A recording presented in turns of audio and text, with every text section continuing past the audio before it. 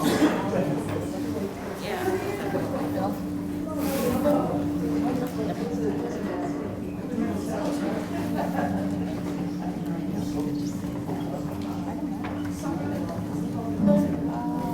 think my bag is in there. Yeah, okay.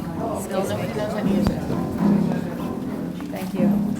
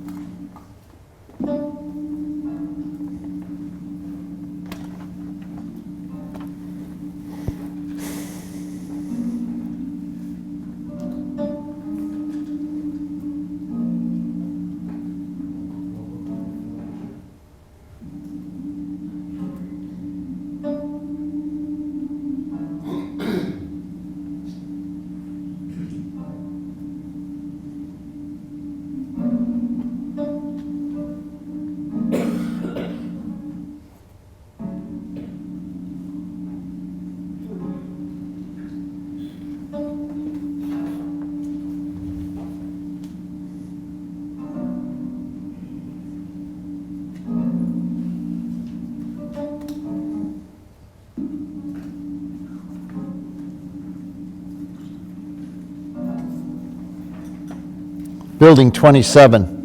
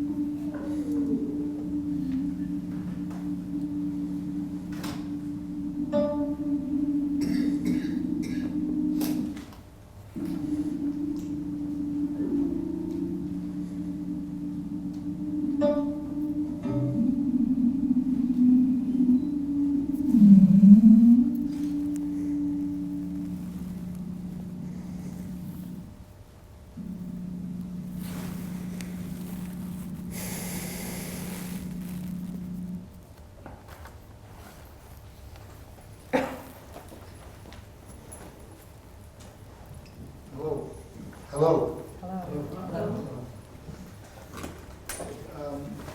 Welcome to the 28th Annual Memorial Willowbrook Lecture.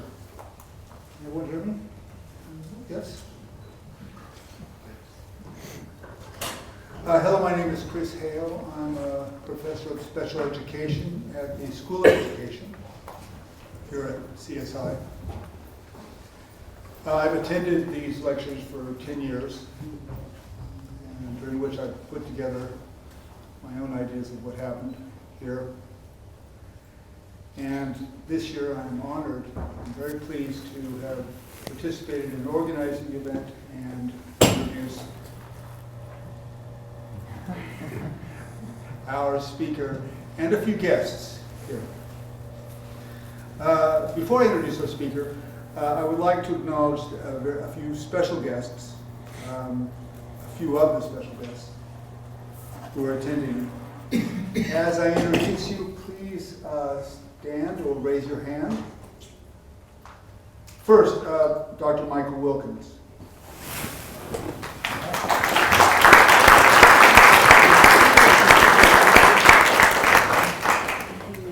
Dr. Wilkins was our speaker last year, and he is a physician, like Dr. Bronston, our speaker this year, who has been a strong human rights activist in many venues, including Willowbrook.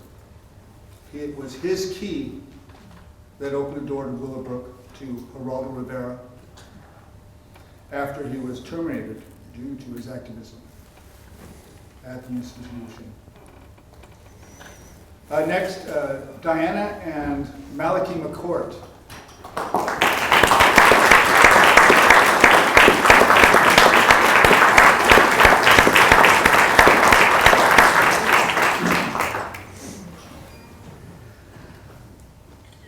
They were the original plaintiffs in the consent judgment.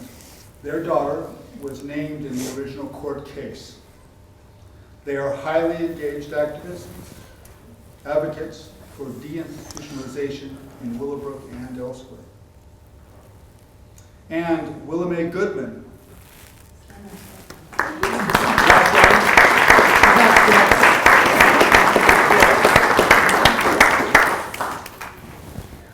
She was also one of the original plaintiffs for the consent judgment. She is here with her daughter Marguerite, who lived at Gouverneur. Is that how you pronounce it? Gouverneur?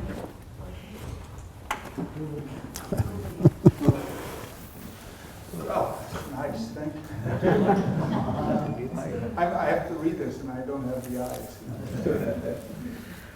Gouverneur had a facility in Manhattan for individuals, mostly children, with developmental disabilities.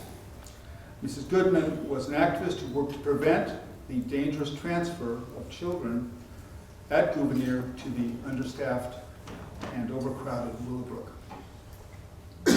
Next, Bernard Carabello.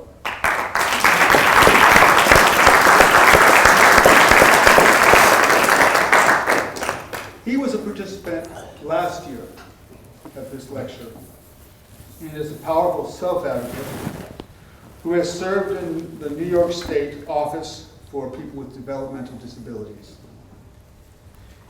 His progression from resident of Willowbrook to a well-respected post in government is an incredible example of the potential of people with disabilities. Also, Diane Buglioni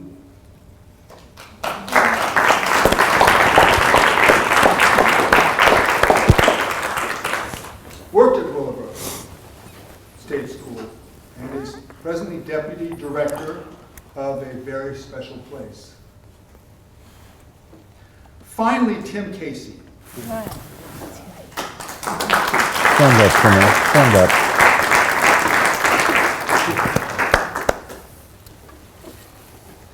He was Bernard's original social worker, which is going to go on my gravestone. on his gravestone.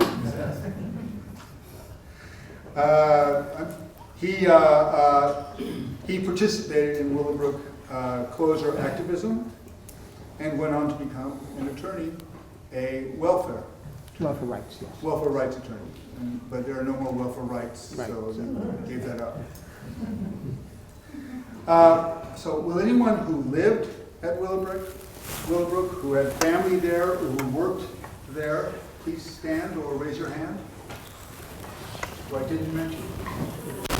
Wow. Thank you. Sorry I couldn't mention everyone. Today is my pleasure and honor to introduce, present our speaker this year, Dr. William Bronston. Dr. Bronston was a staff physician at Willowbrook State School in the late 1960s and early 1970s. When he arrived at Willowbrook, he brought with him a history of activism and community organizing on multiple fronts, including civil rights, the anti-war movement, and healthcare reform. At Willowbrook, Dr. Bronston, having recognized the corruption, cruelty, and dysfunction of the facility, set himself to organizing a resistance composed of mostly parents and workers. Ultimately, his efforts, along with those of his confederate, Dr. Michael Wilkins, were central to exposing and closing Willowbrook.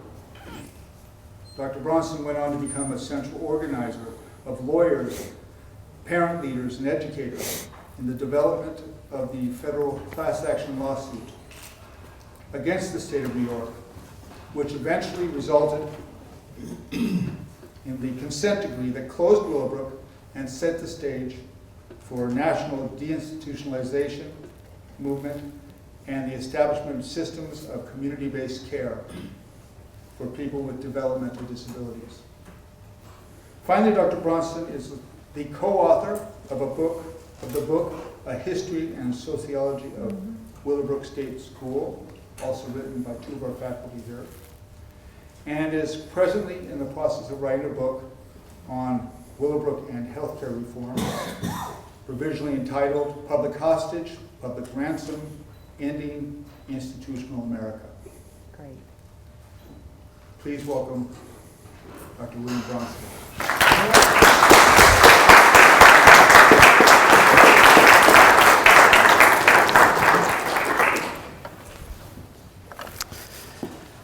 I hope, first of all, thank you for coming.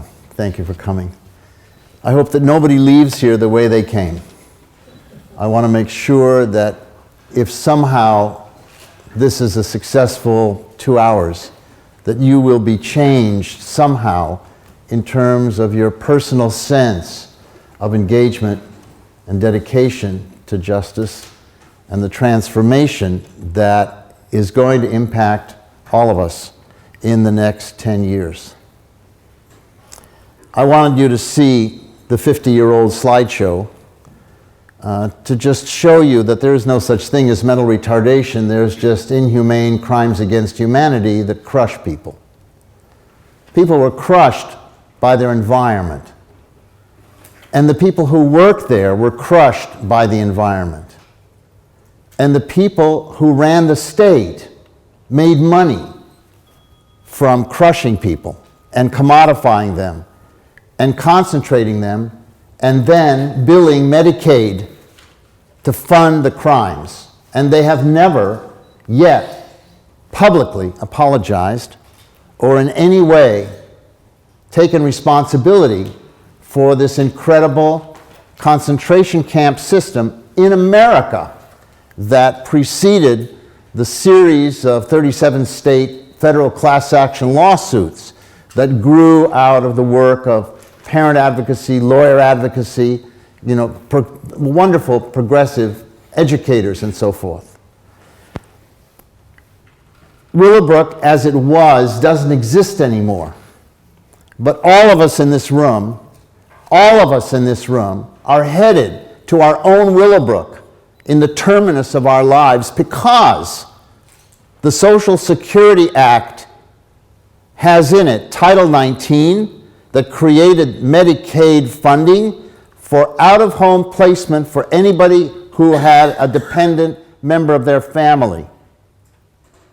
That means that by law, a policy decision was made by men to establish a domestic refugee population in America which surrounds us today, all around us, our elders, parents, grandparents that are part of our family are, unless the state has a waiver program, which there are not many, are stuck in segregated, congregated warehouse systems, no matter how good they may be from here to there. They are fundamentally anti-family and anti-social, just like this monstrosity was. All that Willowbrook was a big cancer of what all of us are going to experience in our lifetimes and our families' lifetimes because of man-made law and man-made policy. And that policy must be changed. I think that it was interesting listening to Chris talk about how even Bernard could demonstrate what a person with a disability could become. We're in an institution of higher learning that's committed to make sure that everybody can become a Bernard in society. And that Bernard is no different than anybody else, except that he's different like everybody else. Our whole language is shot through with ancient stereotypes that are totally stigmatizing, that diminish and dehumanize people where expectations and image rule the day. The reason that could happen was that when people walked in there, they believed that the Bernards laying on the floor were there because of some intrinsic problem in the individual.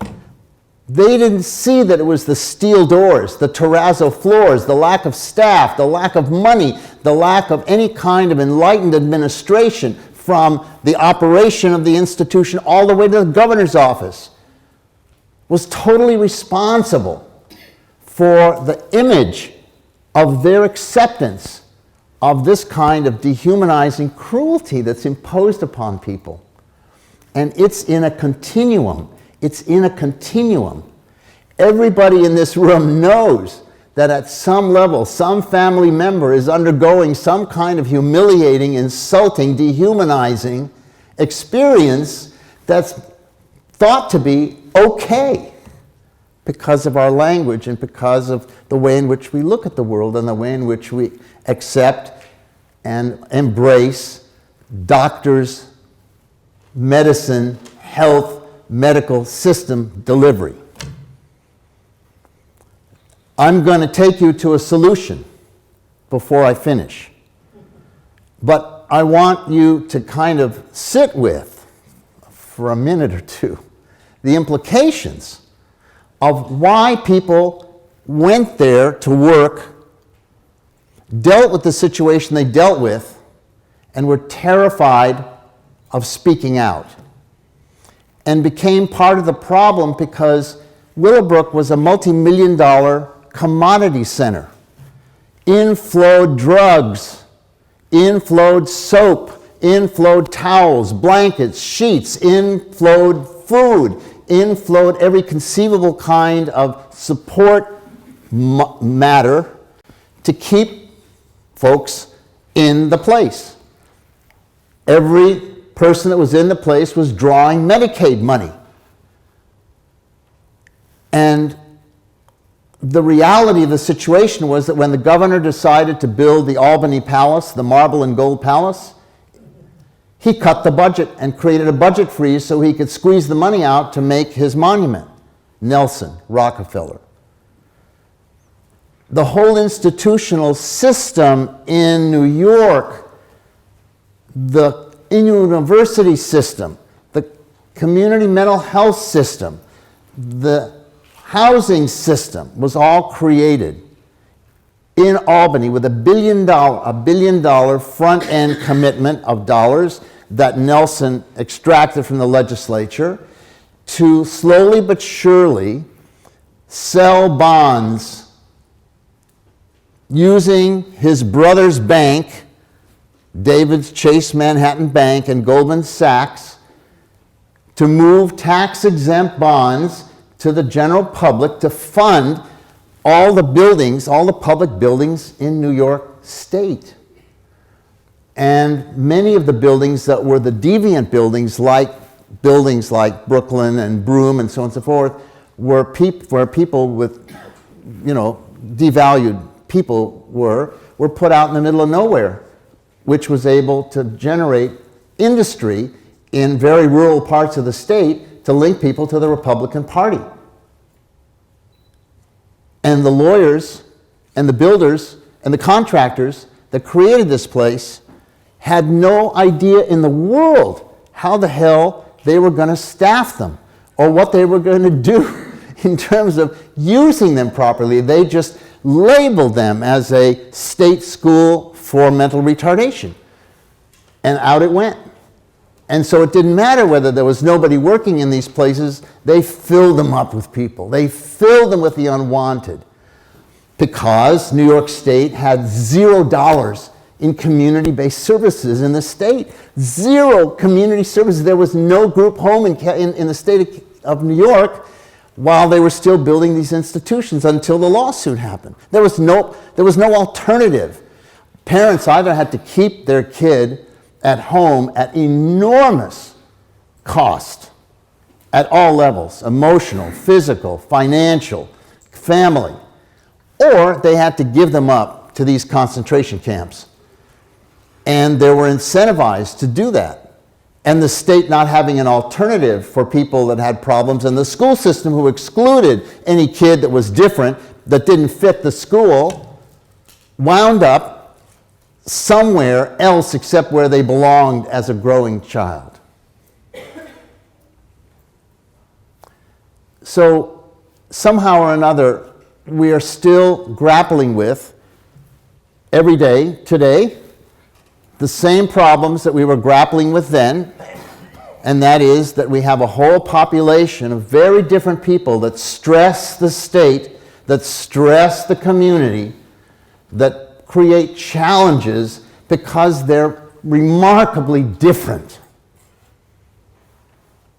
And the consequence is that the society is brutalized by the policies, the public policies created by white old men dominate our society. Excuse the identification, but what can I tell you? Some of us partly escape. I think that like the African American community, the community of people that have been institutionalized deserve reparations because their lives have been destroyed. They have been withdrawn from the economy, withdrawn from society, withdrawn from community, withdrawn from love, withdrawn from family at an impossible cost. And what's interesting is that when you have a child or a relative with a really significant difference, bringing that person into life transforms society. Everybody around that index person is somehow stretched. They're somehow made to understand that there's something different about society. Isn't slick and luxurious and Elle magazine and Vogue magazine and People magazine. Society is the way we live it. We live it in this room, and the people that we know live it. It's complicated. It's not particularly happy all the time. And in urban life, there's not a lot of family connections because that's the nature of urban society compared to some of the other worlds around on the planet where people are still connected to the earth. They're still growing food. They know where food comes from. Their families are involved with them at all sorts of levels of production, whether it's crafts or whether it's food or whatever. In our society, we have a whole different situation that exists that makes holding on to each other hard. And we have no political power through the normal government apparatus. We can protest we can have polls, but if what we want and need as a public base does not contribute to money flowing north in large amounts into the small oligarchy, we can go to hell. There has to be an understanding that the only way we're going to transform the Willowbrooks of this society is through law, through a new democracy that we have to generate. The thing that worries me is, I mean, look, this is 50 years old. I can't even believe it. I can't believe that it's been 50 years. Luann and Buglioni took me around the Willowbrook Mile today to show me the buildings. And it just made me so sad. We didn't look at the damn buildings. We were inside. We were where the people were. We were inside, dealing with suffering that you can't imagine. Michael and I, trying to normalize the situation and not knowing whether anybody would ever get out of there. The only way people left was feet first. I mean, literally, they were hostages. They were public hostages. They were there because the state made money by keeping them there. And the more we were able to certify that they were severely or profoundly disabled, the more money the state got. And there were 60 buildings. There were 6,000 people incarcerated here with 2,000 workers. Do the arithmetic, 3 shifts a day, 60 buildings, 6,000 people. So when you look at the level of human contact, just touch, I mean, nobody touched anybody. Everybody was a potential source of some kind of rare disease or hepatitis or filth that was essentially created by the place. So when you congregate and segregate people that are devalued, they become more devalued, and the whole ethos of the place, the spirit of the place, becomes absolutely inhumane. It becomes a crime against humanity that has yet to be properly adjudicated. Not that the courts have not, in a very powerful way, interdicted some of this through the court orders, the Olmsted decision that was made that established a standard in the nation of meaningful integration into society. Public Law 94-142, which was the Education for All Handicapped Children's Act, preceded Olmsted and set up a policy that said from now on, for a tiny group of people called developmentally disabled, that only included 5 diagnoses, not every kid in America, but just this small group, had to have the school fit the kid rather than the kid fit the society, and that exclusions from public school was illegal, which put a whole lot of parent organizations out of business because they were forced by the abdication of the state to provide lifetime services for their children, which essentially broke them as powerful advocates because they had to take money from the source of the evil in the first place in order to keep their kids in some kind of a program that the system essentially rejected out of hand. And so the Willowbrooks grew, and Brooklyn State grew, and Gouverneur grew, and Broome State was built, and the other 60, I mean, in the time that we were working over a period of 3 or 4 years, 25 new places that had a minimum of 200 beds were built. before the lawsuit. And the people that ran Willowbrook had black limousines, and they were heart-wrenchingly committed to making sure that the best services were possible here at Willowbrook, which they said over and over again every time they went public. Jack Hammond, Milton Jacobs, who was his assistant, Manny Sternlicht, who was the psychologist, the nurses that ran the institution were killers. They didn't really realize it, but they were killers, because the death rate here was 10 times the death rate of New York City, which is ain't no, cakewalk on the outside. So I can't begin to tell you. First of all, you know what awful is. I mean, we know what awful is, except that we live in awful and we're oblivious to it because it's not called awful and it's not exposed as awful.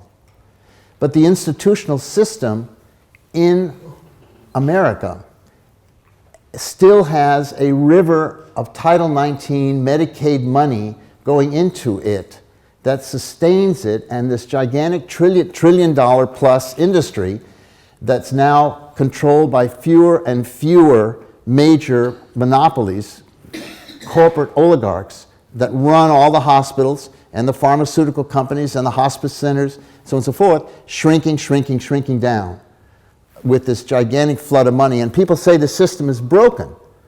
The system is not broken under any circumstances. These systems aren't broken, they just don't work for us, right? They work for somebody, and nothing happens by accident. I tell you, if you don't know now, nothing happens by accident in the political society. Everything is planned and serves somebody fabulously. And if it doesn't serve them fabulously, fixing it would be very threatening to them. And they are a small, tiny minority in America. And they don't want a government to be a government of the people, by the people, and for the people. They do not want that. Because if that is the case, all of a sudden their oil industry gets regulated. And they don't want their oil industry regulated. And they want to clean up the toxic sludge and mess that they've created at a staggering level all over the planet. And the only force that can deal with that kind of criminality is a government. And so the government has to be absolutely negated. And that has been the case since 1980. There has been a consistent campaign on the part of extremely smart and extremely selfish and extremely greedy people to obliterate the significance of government and to seed government with corruption, so that we see the self-fulfilling prediction that government is worthless when we see the kind of people that wind up in government that use government for self-aggrandizement and wealth and abuse of power. But that's not all that government is. Government is sitting in this room. We are, by the Constitution of America, the meaningful government of America. And we're in a position, through our networks, through our churches, through our social organizations, through our families, through the places that we work, through our unions, and so on and so forth, to open up conversations, serious, meaningful conversations about justice, about caring, about tenderness in the world, about meaning in our lives, about safety for our families and our children, about economic development. People are talking about creating some kind of a minimum wage of $15 a couple, 3 years from now. $15 doesn't support anything. The people who worked at Willowbrook got more than $15 an hour, and they got benefits because they were state workers. So it was very important to them and their unions to keep these places alive. All over America, all over America, there were institutions where people were put away. People with developmental disabilities, quote unquote, and of course people with mental illness, quote unquote, people that were too different and in which the school system, the healthcare system, which doesn't exist because you can't buy health at any price in America, you can only buy medical care in America, didn't exist to be able to handle and take care of and support families that essentially were challenged with having to figure out how to turn somebody enormously different into a contributing and vibrant citizen in the society, and to bring value to everything around them through the radiation of their quality. Willie's daughter is 63 years old. 63 years old. She's in this room with us. She is our sister. She is a member of our family. And her life validates our lives. A society that by any means, through family or whatever, can make sure that a young woman grows into maturity, lives, and is able to be part of the life like this, brings value to all of us. How boring to just be ordinary. How boring to just be one of everybody. So people don't get that each of us is remarkably, incredibly, brilliantly different. And each one of us brings something uniquely special and profound and beautiful to everything around you, even though you may be a nag or may be angry or may feel that, you're not doing it. Trust me, you're doing it. Somebody loves you. Somebody loves what you stand for, who you're all about. And that has to be everybody. We have to get rid of labels. For example, long-term care. We have to get rid of long-term care and change the concept to lifetime care. Same acronym, totally different paradigm. We're talking about making sure that people with special needs, that means you and I, sooner or later, you and I, are treated with absolute respect, never lose our identity, never lose our name, never get put into a stereotype group like the elderly or something like that or whatever, old people, the aged. You don't want to be labeled. You want to be maintained. Nelson Rockefeller was never considered aged, right? He had his name till the end. And so I think that we can think about, in a true healthcare system where healthcare is a right, a way of serving people from birth till terminus on an individualized basis, and provide the support to make sure that families and communities can provide a normalized existence, cherish, respect, and regard, and celebrate all of us. I don't want to go down in a nursing home. I'm 80. I don't want to go to a nursing home.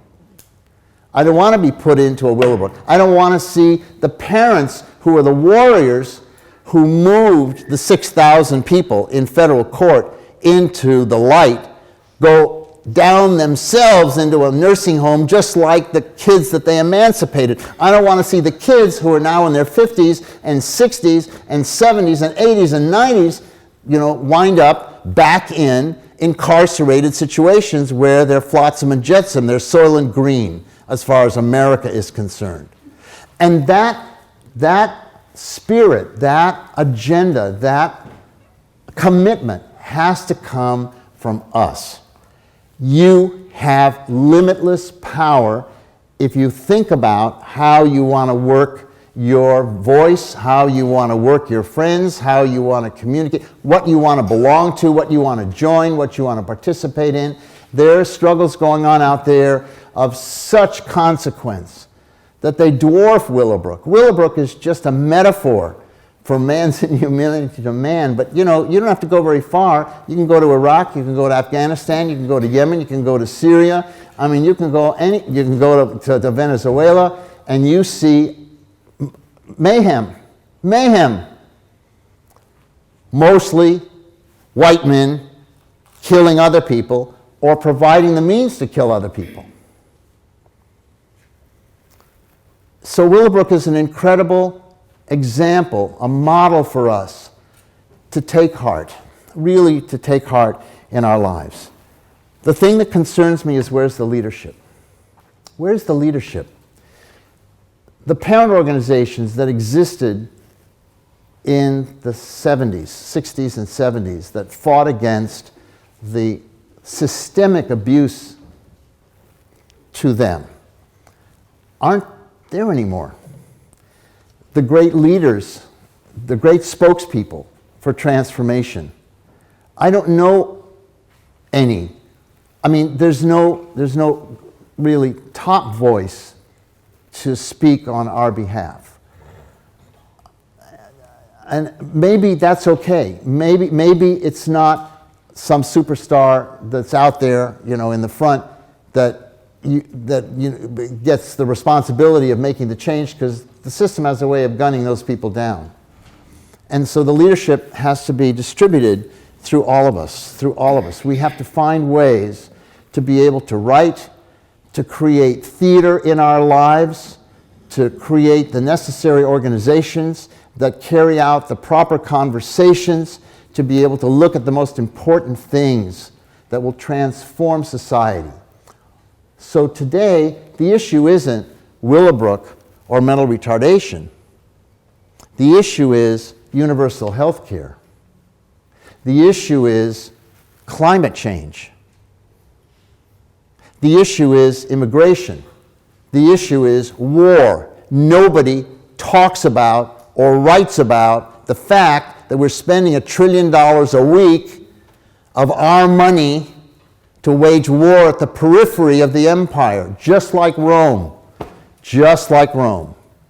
Rome fought in this gigantic circle a zillion miles away from the city, and nothing went into the city but the games. I'm sorry to say.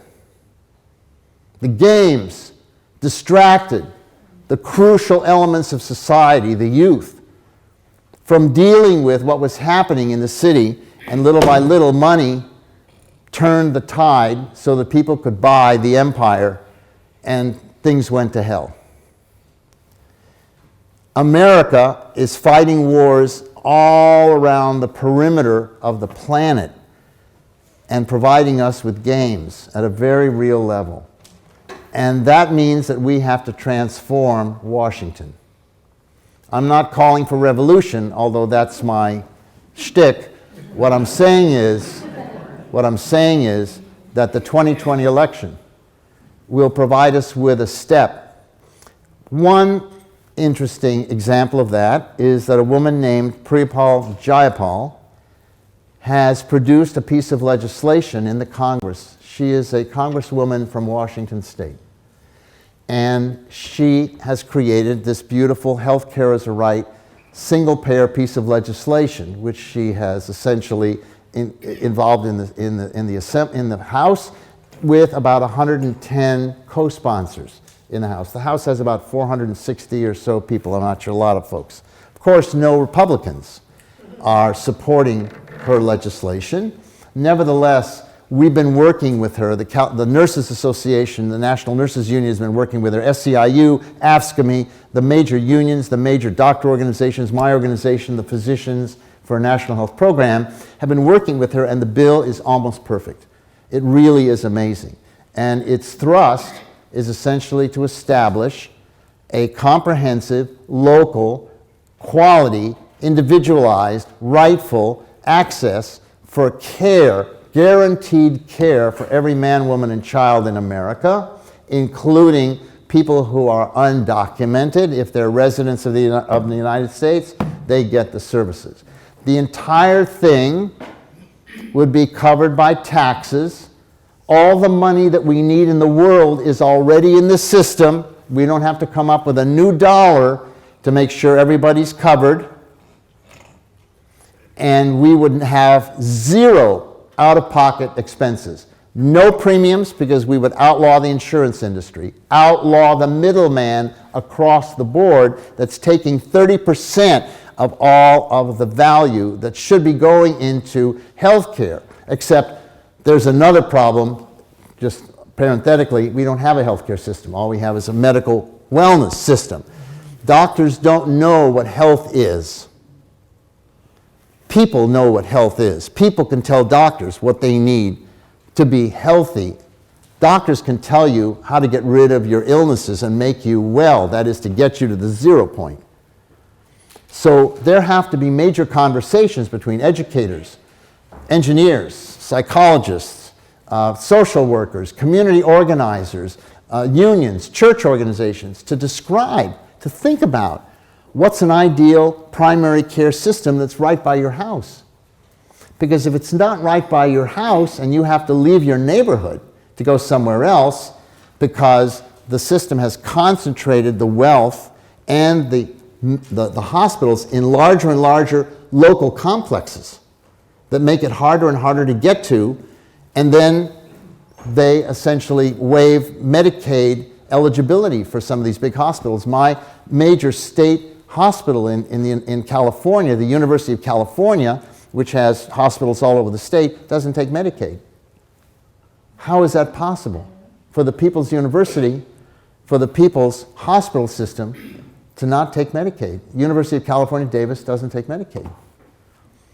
And they're wealthy beyond wealthy. And the people at the top are making $2, $3, $4 million, whatever it is, which is just a pittance. The pharmaceutical industry guys are making billions of dollars personally, on a regular basis. So we're in a situation where with Jayapal's bill, we have an instrument which won't work until after the election in 2020 to absolutely create a rightful system that everybody in America needs to understand. Now, the relevance of that is that everything that's hurting us here, almost everything that's hurting us here, would be fixed if we organized to support single payer in America. There is a bill in New York right now. It's passed your assembly 4 times. It did not get through the Senate because the Senate had a Republican majority. The Republican majority is interested in making money as opposed to providing a public good. It's not, everybody knows that. That's just the way it is. However, the Republican Senate majority no longer exists. You now have a Democratic majority in your Senate. And it's possible that with a Democratic majority in the House and a Democratic in your Assembly and a Democratic majority in your Senate, that you may be able to pass that bill and put it on Cuomo's desk. Then what's going to happen? Cuomo says he can't pay for it. There's not enough money in New York State to pay if he doesn't get a reimbursement from the feds of Medicare and Medicaid money, CHIP money, Child Health Improvement money, program money, in order to make sure that he has a complete a pool of dollars in order to be the single payer for all New Yorkers. I'm sure that's not true. And I'm sure that saying that he can't pay for it isn't really the issue, because I believe that the New York bill does not have a financial mechanism articulated in it. Its purpose is to establish the policy of rightful health care for everybody. And then once the people have agreed that that's what is crucial for them, then the next step will be to figure out how to pay for the damn thing. Nobody asks anybody in the government, how are we going to pay for Iraq? That question does never come up. It never comes up. How are we going to pay for Afghanistan? How are we going to pay for what's going on in Venezuela? So the way to deal with this situation is to have the confidence in your community that the justice of universal health care, the righteousness of universal health care, the mercy and tenderness, the appropriateness, the morality of it, the ethics of it, has to be held tightly and embraced, and it is ours. It's a people's policy. And it will cut that Title 19 chain of money going to out-of-home placement, because we have to redefine how our communities embrace and hold on to and serve our elders without people bleeding to make it happen because they have to stop work and they have to deal, with problems that go up, and so they desperately need to have some help. The only help they can get is paying down so that their elder can afford Medicaid to poverty level, and then getting them out of the house. Not because you necessarily want them out of the house, but there isn't a circle of support in the house because everybody's got 1 or 2 jobs or 3 jobs or whatever, and the burden, the economic burden, is impossible. But why are we having this economic burden? Why don't we have the resources in the society and the distribution of support services and a massive investment in the care worker community? Because right now, 44 million of you in the United States are providing unpaid care for dependent members of your family. 44 million people are taking care of people at their expense with no reimbursement. You're talking about $15 an hour. That's been costed out in New York. $11 million that would be saved by having universal health care in the state of New York would immediately cover the cost of all these unpaid care workers who would be starting to get dollars because the policy would change to provide true community-based, I'm not talking about facility-based, community-based home care for people with special needs. And we are all absolutely, A, sitting here now, people with special needs, and B, if you don't know it soon, you're going to know it soon, that you're going to be a person with special needs. All of us. We have to change the language. We have to change our agenda. The question is, where is the leadership going to come from? It haunts me. I don't know. I'm finished. I got maybe another 10 years, whatever it is, I'm going to croak. Where are the courageous, charismatic, articulate, genuine folks? I mean, Willie Mae is one of those people, but she's trapped at some level managing a delivery system, a survival delivery system for her family and her community. And it's hard for her to get on the stump to go take care of business like she did when she was a youngster and this beautiful babe that I knew 50 years ago. Not that she's not a beautiful babe now, but then she was a killer, even more than she is today. I mean, I direct the comment to her because she's a sister of ours. She's blood. She's blood to us. Her courage and the work that she's doing transforms our society to be a better place. So, where are the advocacy groups? The bureaucracy here in New York just is like a rubber band. No matter how much you stretch it, it snaps back to its original iniquity. They put a guy in charge of mental retardation. His name is Kastner. He's got this spectacular resume. I mean, he's just done everything. He's in disabilities, he's in universities, I don't get why the bureaucracy has decided to get another mental a medical guy to define and be the model service paradigm for our community. We are not sick. Sickness is a sidecar to quality of life. Wellness doesn't give you quality of life, it just gives you the ground in order to begin to develop quality of life, right?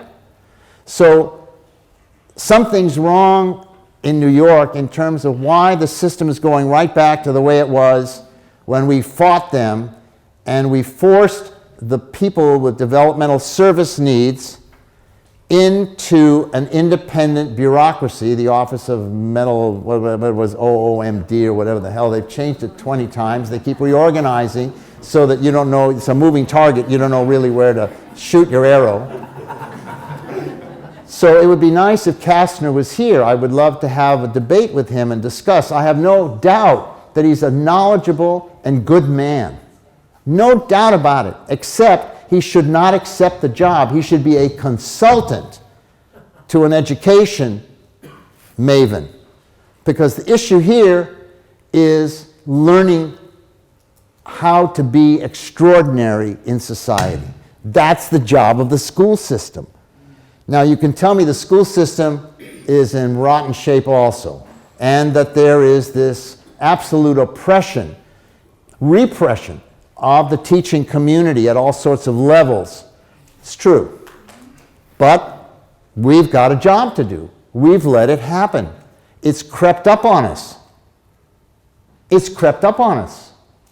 And we have to begin to look at which youth that understands how to use this box is going to call together the million people to make the move for the change. The children did it around the Parkland shooting. They put 1 million people on the street in Washington, almost overnight. Nobody over 18 said anything on that stage. Those were all children, our children. So this little girl that's being attacked because she's somewhere on the autism spectrum, that organized probably another 1 million kids all around the world to address climate change. We have to figure out how the campaign for climate change is the right place for us to be organizing around what we want to organize around here. The issue here is building a mass public movement. That's the objective. How that movement essentially asserts its ethical imperative, changes as the situation changes. We know that the battle for mental retardation doesn't compare to the battle to get rid of fossil fuels in our society. We know that we are on a very short cord to extinction as a people in the foreseeable future if we go up 2 degrees Celsius on the planet, and we're already close to that. We know, the scientists know. So how is the quality of life for our community tied to the climate change struggles so that you can bring this agenda into the conversation that you have with the climate change organizers that are around you? How does this deal with the whole question of who's going to become a candidate for public office at the school level, at the city level, at the county level, at the state level, at the federal level? How do we get our children competent to use this box? For the last 20 years, I've been organizing high school kids in my community, 70 high schools in 8 counties, to produce 2 major youth-driven film festivals. 1,000 kids come to my film festival. It's all done by kids. They jury, they make the movies. I'm talking about US and Canada, and the film festival is in Sacramento. In all the time that I've had this incredible army of children come, who are becoming more and more competent in telling the critical stories in society with their media chops, have I seen one kid in a wheelchair. 20 years, thousands of kids in media classes in high school, no kid with a real sharp difference is among the producers of media. And we know that these tools are, for our community, very emancipatory and very empowering. So there are some things that need to be done here in terms of building a movement for change that's got to employ hundreds and thousands of kids that are competent in public media communication. It is a crucial agenda. They've got to be able to know how to produce radio, how to produce television, how to produce Instagram, how to create Facebook, how to deal with the technology that reaches the millions. And somehow that's not happening. It's not happening right now. So there are places for all of you to really see and somehow work at rethinking rather than suffering with the underdevelopment that you experience and the humiliation and the frustration and the depression that you experience from dealing with everyday life in the system that is so inured, so impersonal, so rejecting of passion, so rejecting of dreams, so rejecting of ideals, so rejecting of ethical action. Willowbrook is our proof positive. It's as low almost as you get in America. And being able to stand on that foundation of sacrifice and abuse, I think, provides the sense of direction, the sense of purpose, the sense of mission, the sense of vision that I'm inviting you to essentially deal with. The New York Health Act, the New York Health Act is where every single buddy in this room needs to go in order to read it and to understand it, because it now includes comprehensive coverage for long-term care for free. Now, when I say free, that means no out-of-pocket money from us, other than that we would pay taxes, and that the taxes would be set up on a progressive basis, so that the more you made, the more taxes you would essentially spend. But when people say, well, this is going to cost us, $1 trillion or whatever they come up with, in California they say, oh my God, the single payer is going to cost $400 billion in California. That's 4 times more than the whole state budget. It's bullshit. The money's already there. We're not talking about new money. We're talking about redirecting the existing money and making it work so that we have essentially enormous savings to begin with, A, and B, are able to then spread the savings to make sure everybody has comprehensive, rightful care where they can get anything they need from any California, New York licensed professional. I'm not saying doctor, professional. That means a massage, that means chiropractic, whatever, psychological services, whatever, all mental health, all vision services, all hearing services, all habilitation services, all transportation services included in the rightful delivery system for the whole thing. And all it will do will be to ask you to rearrange how you're spending a small piece of your money that will have to go into a public treasury rather than into a private pocket where 30% of it gets ripped off the top. So outside there is a document that says, don't we all have the right to health care, which is the healthcare system laid out. It says our healthcare system is broken. I didn't write it. The healthcare system is rigged against working people. Now Washington makes it worse. And then they talk about freedom to choose your own provider, comprehensive coverage, paid for fairly, where the savings come from they define, job friendly. By the way, if you don't have to hold on to some crummy ass job in order to get some sliver of medical coverage, that creates a whole opportunity for a tremendous burst of entrepreneurism in the society. There are people who are doing worthless work, mind-numbing work, maybe standing outside of one of these big box stores as a security guard. I mean, give me a break. What kind of dehumanizing work do people have to tolerate rather than having the freedom to go out and do what you need to do because you don't have to depend upon that particular source in order to provide some sort of medical care for yourselves. So I want you to pick this up. A group called the Consortium for Citizens with Disabilities has essentially outlined the whole set of principles for what would constitute a legitimate single-payer long-term care system. They haven't gotten to lifetime care yet, but listen to the organizations that signed off on this. Allies for Independence, American Academy of Physical Medicine and Rehab, the American Association of Peoples with Disabilities, American Association on Health and Disabilities, American Association on Intellectual and Developmental Disabilities, the American Dance Therapy Association, the Association of People Supporting Employment First, Autism Society of America, Autistic Self-Advocacy Network, Brain Injury Association of America, Center for Public Representation, Justice and Aging, Lakeshore Foundation, Lutheran Services in America Disability Network, National Association of State Directors of Developmental Disability Services, National Association of Councils on Developmental Disabilities, National Association of State Head Injury Administrators, National Disability Rights Network, National Health Program, National Respite Coalition, Paralyzed Veterans of America, Partnership for Inclusive Disaster Strategy, Special Needs Alliance, TASH, the Association of Persons with Severe Handicaps, the ARC, of the United States and United Spinal Association, UCP.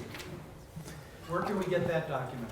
I can give it to Chris to copy, and it comes from an organization called the Consortium for Citizens with Disabilities. Then, my wonderful comrade by the name of Moss, Henry Moss, has put together this spectacular plan for incorporating long-term care into the New York Health Act, which is a brilliant, simple explanation of how it's all going to work and how it's going to be paid for and who's going to benefit from it.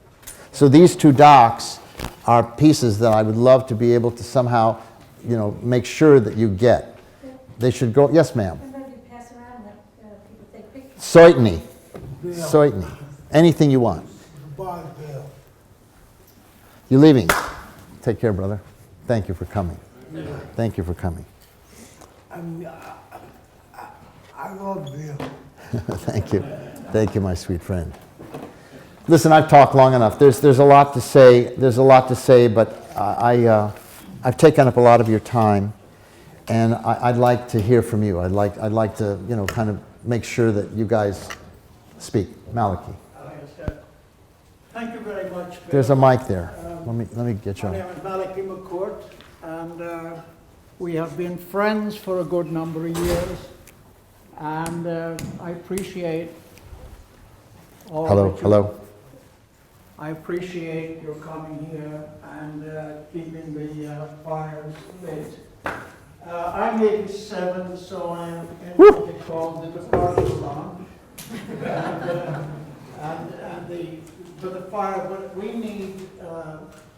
need, as you said, new leaders and voices of fire and of passion. Yes. And this is the only, as far as I know, this is the only college built on a concentration camp. Belsen and Auschwitz are just monuments, but this college is built in a place that you showed in those pictures here today. And I think that within this college today, looking at the young people that are here, I think and I hope that you have inspired some of the young folks here that are listening to you today, young women, young men, who will decide that they will not have one of those shitty jobs in a box for the century because they can't afford medical care, but they will be able to rise to principle, to humanity, Right. to compassion, to love, so that they will get on the job of, it's perfectly all right. If you take the job, I will follow you in my wheelchair or wherever I am. We all will, no matter what age we are. So I would say to young people here, there's nothing you can't do in this country. And one of these things you can do, you can go for the goal of decency, humanity, generosity, and what I call real patriotism, which is looking after us who need your care. Thanks, man.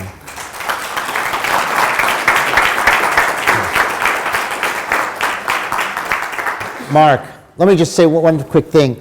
There's another flyer out there that is the flyer for David Good's magnificent book called The History and Sociology of Willowbrook State School. It's a must-read. It's the best book that's been written about the inside and the outside of Willowbrook that I've seen published yet. Yes, Mark, go ahead, please. Bill, the last number I heard is 140 million people get their health care through work.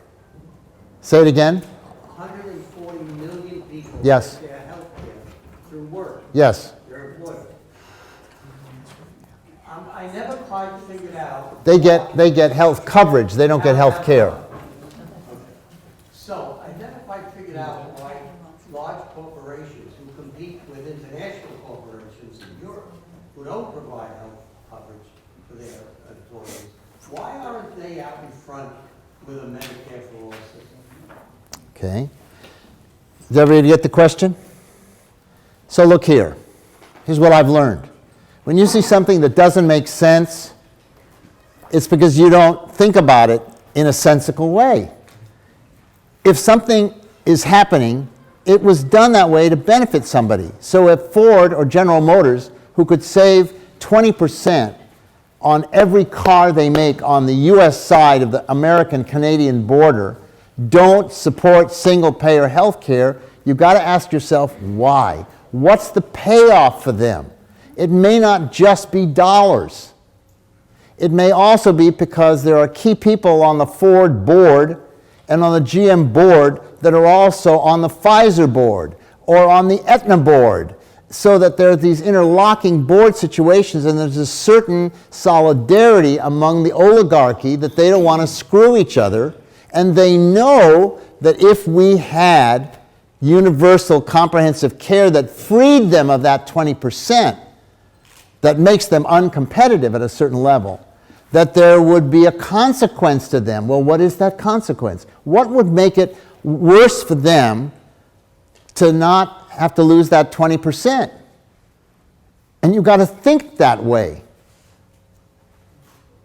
There is a reason why they don't want this to work, because if it works, we, the people, will be empowered, and our democracy will fundamentally be re-established in America, because the process of redistributing these gigantic hospital complexes that have been concentrated to provide local comprehensivity at the most local level in all of society, rural, farm areas, cities, poor areas, whatever, requires a public utility decision-making process from the national level to the state level to the county to the city to the locale.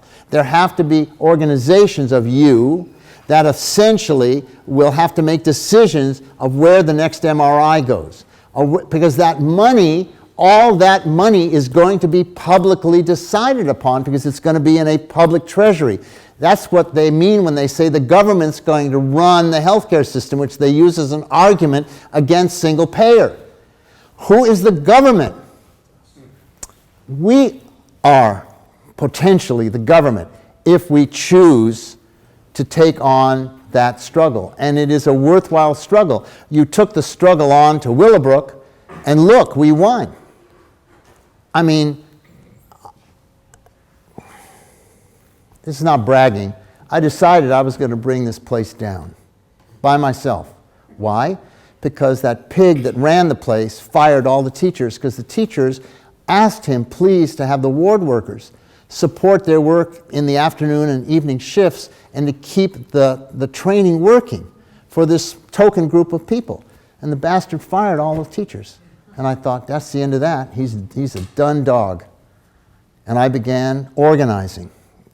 And I tried organizing the workers, because I came here because I was one of the physicians for the Black Panther Party on the Eastern Seaboard. And I thought this was the largest black factory, that there would be a lot of Panthers here. There were none. Instead, what there was a public union, CSEA, with administrators in the same union as the workers, so nothing was happening there, and a black nationalist union that essentially had every membership card automatically go to the Attorney General. Didn't smell right to me. And so the only leftover constituency that had the chops to bring about the change were the parents. And so we had to go to the parents, and organizing the parents was a piece of cake. All we had to do was let them in the door, open the door, let them see the truth of this monstrosity. They were not allowed in the buildings. The workers would bring the kid to the door and propel them out for the weekend or whatever. They were not allowed in the buildings. And so Mike and I began having parent meetings in our buildings and asking the parents and the workers to talk to each other about what would make a difference. And it was a prairie fire. And then the Marcarios, the man who just stood up, was the head of the Down syndrome organization in the community. And then fortunately, because I was trained by one of the finest pediatricians in child development in the country in Los Angeles at Children's Hospital, I knew everybody in the field in the world. And so I just began inviting my teacher to come to look at Willowbrook and then give a talk outside in the community to the families, to bring Gunnar Dibwad, who was the head of the Association of Retarded Citizens, in, to bring Bengt Nerhi in, to bring Bank Mikkelsen in, to bring everybody I knew that was a world-class child development killer to come to look at this thing and then to talk about what the alternative is, because they knew what the alternative was. They didn't talk about how bad this was. Everybody pretty much knew how bad this was. All they had to do was put out how good it could be if this bad thing wasn't there, because this bad thing was a black hole. It was sucking up all the money. All the money was going here. There was no money going to the community, none. And Hammond, the director of the institution, essentially had sign-off on every public grant coming into the county because he was the chief state officer in the community. So you got to understand, this thing, the iniquity happens at a very high level and then it just drips down. It infects everything below it. But you've got to not attack an intermediary or a symptom of the problem. You've got to go to the origin of the problem. You got to understand that this meant big money for Nelson Rockefeller and an expansion of Republican hegemony in the state of New York for a long time. These public works. Yes, sir. As somebody who witnessed a population of disabled people in the hands of bureaucracy. Yes, sir. Currently in New York State, there is medical aid and dying act is being considered. I'm gathering it from California. What is that called? Medical aid and? Medical aid and dying act. Dying Act. Dying act. It's a piece of legislation in New York? Yeah, what does it offer?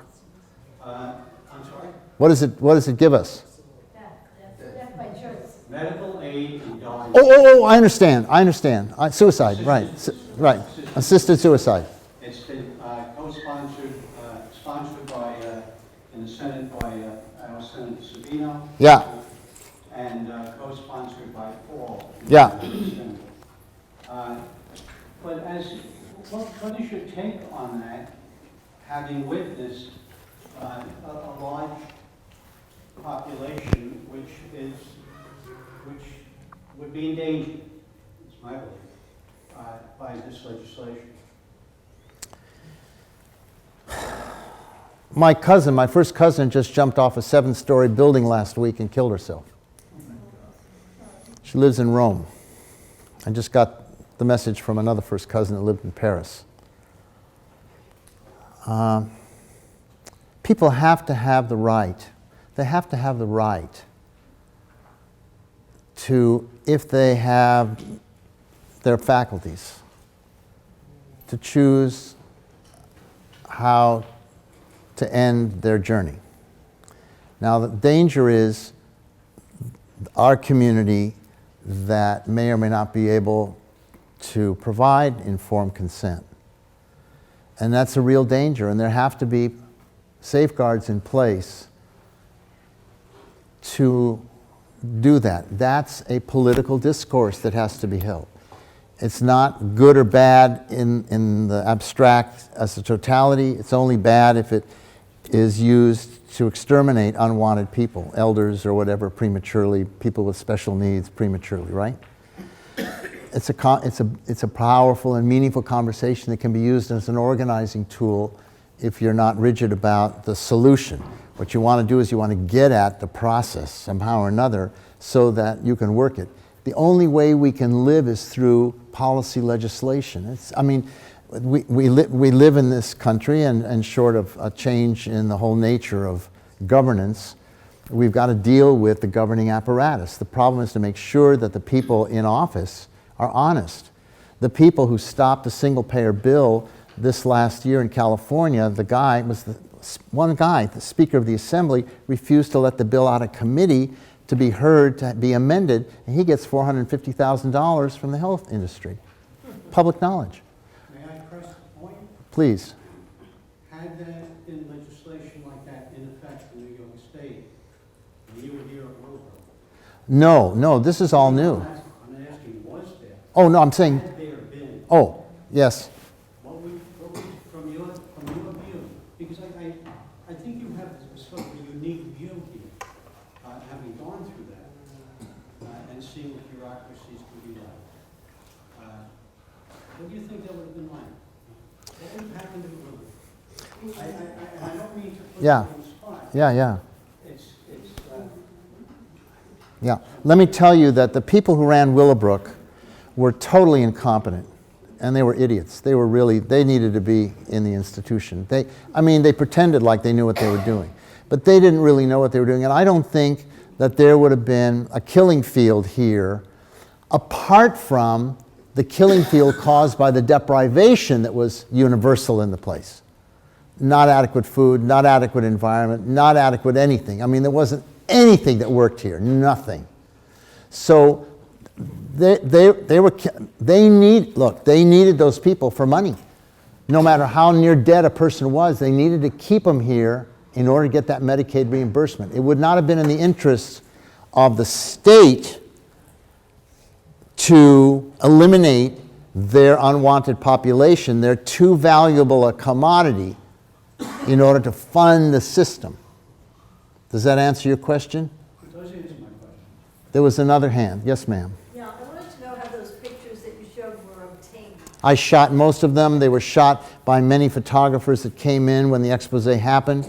My book, Public Hostage, will have 100 of these pictures, but they won't look fuzzy like this. They'll be really beautiful. I don't know exactly when it's going to come out, but I'm hoping to finish it by the end of this year. Eddie? Bill, I think we need to end soon.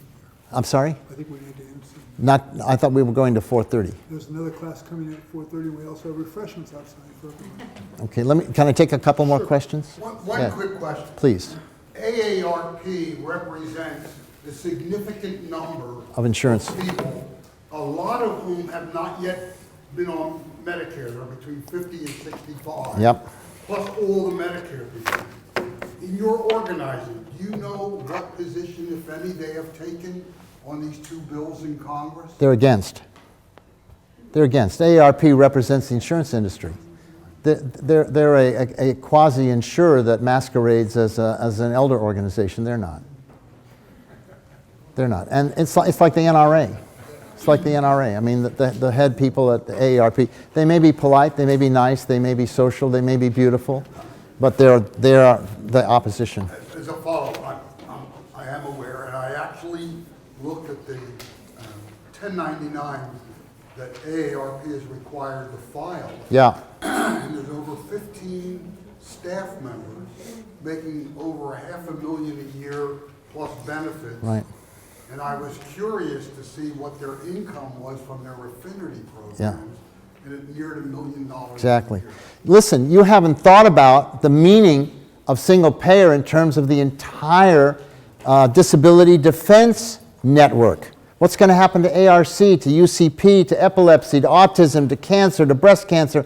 All those organizations that are now there to compensate for this grossly inhuman system won't have to do that anymore. They're going to have to find another role to play, which has to be political. It has to be to clean the system up and to transform, which will take a decade. Once we have single payer, it'll take a decade in order to reorganize the concentration of services in the society to get them to where they're really serving the people, which means there's going to have to be built in a tiered democratic decision-making process made up of ordinary people in order to change the lay of the land. Yes, sir. Ma'am. In New York, we're going to a managed care system in 2 or 3 years. Exactly. So what are your Listen, single payer will wipe that out. Managed care means that there is a third-party middleman that's going to tell your doctor what he or she can or can't do. Out. Out. The insurance industry has to be outlawed and eliminated entirely from the conversation.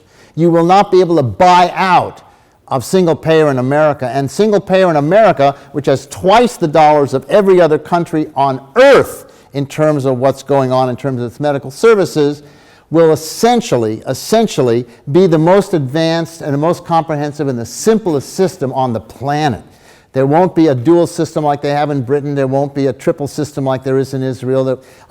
Or Australia or Japan, all of whom have variations but highly regulated services so that it's not working like America. America is the most vile, the most inhuman, the most money-grubbing system on the planet with twice the amount of money. So we're getting there, and here's the hard part. Somebody was saying, Jim Conroy, who's sitting in here somewhere, was saying how, yes, Jim, I'm sorry, forgive me, that this is a lifetime struggle. We're not going to see the end of this. But every day, you can align yourself to make a strategic difference. I just want to invite you to think big. Taking out Willowbrook meant going against the governor of New York. And in order to get there, I had to be able to set up a network strong enough, caring enough, angry enough, loving enough to go after the governor with a federal class action lawsuit. That's who this suit was against. It was against the governor of New York. And so if you have to take on the state, it may be easier than taking on your friends that are opposing you in some little operation that you're doing, which takes up the same amount of time as going after the governor. Let's fix the system. Then we'll work with our friends that we're having differences with. Thank you.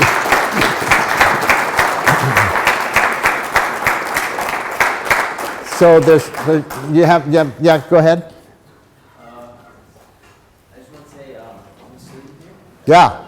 CSL, and I just came here because it's like an extra credit for but then I came here because it was for extra credit, and I realized because I'm a student that works for DSP, Community Resources. Yeah. Yeah, and I definitely got really educated coming here. I just came for extra credit, and I realized this was about people with disabilities. And you definitely gave me like a motivation to become a voice with people to make a difference. And so when we talk about young guys trying to step up, I do want to step up and be a leader to people with disabilities. And What are you studying to do? I'm a psychology major. So Okay, so you're going to get your doctor's in psychology or your master's? hopefully. Good. I don't really like school that Good. much, so. We walk on 2 feet. You'll walk in psychology and you'll walk in justice. So thank you for giving that motivation. Thank you for your testimonial. I really appreciate it. Anybody else life changed? I want to thank the dean and his compatriots and the associate dean that are here, and Chris, who put this together, and David Good, who helped put this together. I mean, this is an important conversation, really an important conversation, and it needs to continue. It needs to continue. Somehow or another, this has to happen at least once a week somehow in this framework so that you can talk the truth and you can deal with your pain, and you can also come to grips with the fact that you may not be able to knock off the top problem quickly. But trust me, I haven't worked on anything in my life that hasn't taken 10 years, minimum. Willowbrook took 30 years to close after the consent decree. Give me a break. I mean, we wanted to bring the National Guard in and declare a national emergency to evacuate the place at the point that we filed suit. Never happened, and they fought us, and the question is whether this guy Lassner, or whatever his name is, the new commissioner, the head guy, is any different than the head guy, the head of mental health services in New York when we fought Willowbrook. This belongs in the education sector. This system, it's just a continuation. This college could become, and hopefully will become, a world leader in the most innovative thinking about transformation of society and generating a tertiary faculty to teach other people how to change society. I mean, that's what's got to happen. You can't learn dross and then take on evil. You got to really have an imagination and at some level know that if you go down, it's worth it. It's worth it. It's worth it. The consequences are enormous. I mean, the emancipation is enormous if it happens. Listen, go and there's food to be had, and thank you very much for your patience.